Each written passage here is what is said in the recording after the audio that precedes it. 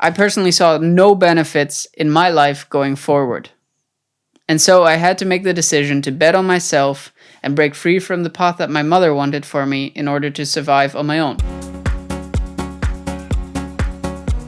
If you think you're a piece of shit, not worthy, not capable of anything, constantly plagued by self-doubt, then this video is going to be for you. Because I'm going to share 3 strategies that I use to get over my self-doubt. Because this week I caught myself once again being plagued by my own doubts. Collection of negative thoughts based on a bad view rate, along with the annoying news that my sponsor has decided not to extend their contract, led me to once again doubting my own abilities if I'll ever be able to make this my full-time business. But it's not the first time I've doubted my own abilities. And in order to explain why I think that I'll get over these doubts anyway, I have to go back to 2015. Because I have always doubted my own abilities. I have spoken to several people over the past year who claim they always knew they were destined for great things. I'm not one of them. I honestly never understood where this innate confidence in your own abilities comes from. It confuses me so much so that I talk about it very regularly on my podcast in order to figure out what distinguishes me from someone who has that confidence. But what I do think I've mastered is the ability to progress in spite of having self-doubt. Because I know that despite having self-doubt,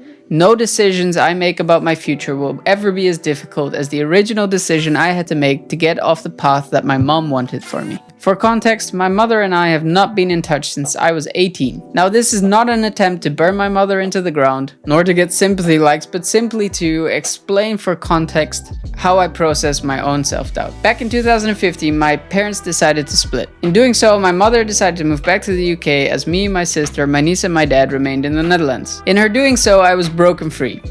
You see, my mom has borderline disorder, which caused her to basically be very manipulative of me and my sister. Situations in which she would make me choose between my father or her come to my mind, or probably the most difficult situation was when she asked me to pick her up from the train station because she was threatening to throw herself in front of it. Now again, I tell these stories for context, not because I want to blame my mother for anything. And over time, this manipulation had translated into my own life choices.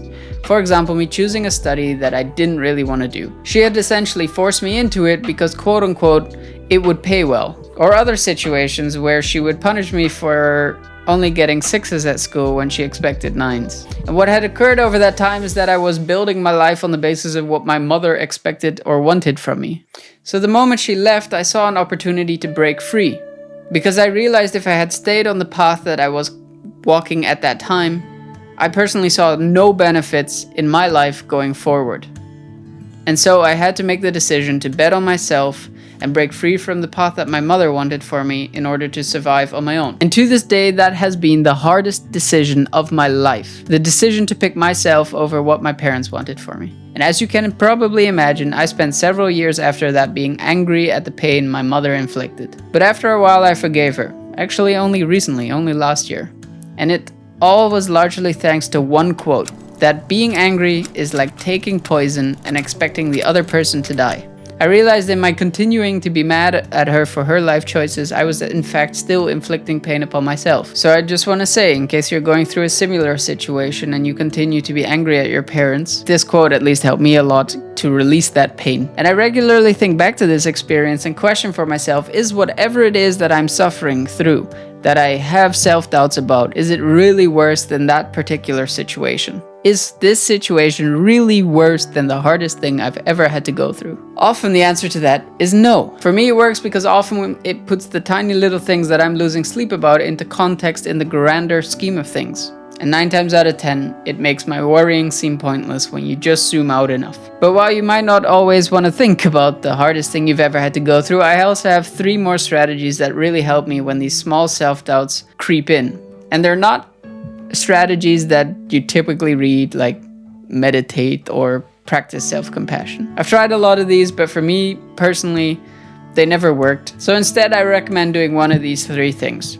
The first is, consider to yourself what the alternative is. For me, that means if I were to quit this content creation journey that I'm on, I would almost certainly have to take on a 9-to-5, which means I would have to work for someone else, which I don't want to do because I don't enjoy feeling controlled. And being told how to live my life takes me right back to that experience that I originally tried to escape from, where my mother was deciding what she wanted me to do with my life. And I'm 99% certain that for me at least, the alternative will make me significantly more depressed, and therefore I choose to suffer in the short term to avoid having long-term depression. And I truly believe that we often forget that the reason why we started pursuing our dreams is probably to avoid the alternative. Therefore, if you're doubting yourself and you're considering quitting, think what your alternative would look like. Is that really going to be better than suffering in the short term now? But I get that sometimes coming up with all the mental strength yourself makes it extremely challenging. And that's why strategy 2 is find yourself a group of people who are going through the exact same thing. Now for me, I have an amazing group of 5 entrepreneur friends with whom I meet once every 2 weeks. And the great thing is that they're all at a similar level to me. Now the reason why I say you should talk to people who understand is because, well, simply the people who aren't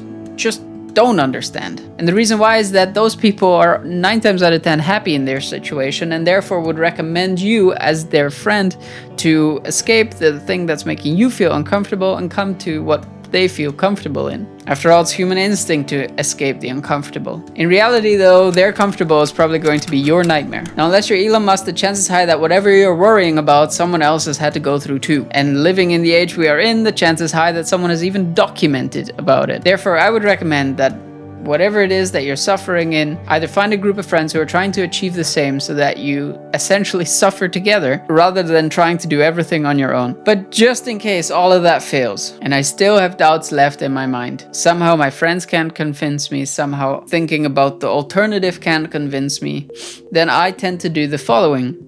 Give myself 14 days. And in those 14 days, I take everything one day at a time. I'm just putting one foot in front of the other. I'm trying to solve the problems that are causing my self-doubt.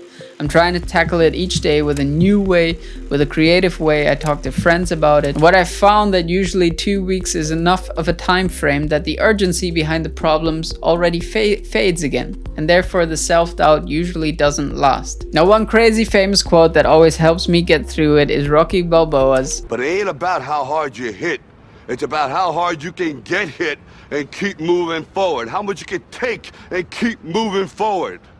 That's how winning is done." Your doubts don't define you. It's your mind testing to see if you are comfortable being in an uncomfortable situation. And if you can find a way to embrace the uncomfortable, it will naturally become your new comfortable. So with that being said, these podcasts are always just like a little therapy to me. Maybe it helps someone else. This is what I'm thinking about this week. It's time to now get over myself and get back to building a life I love. If you enjoyed this video, I have a quick request. Smash the like and subscribe button wherever you are. It helps out more than you know. And I will continue to make content on trying to make sense of the confusing 20s. Thanks so much.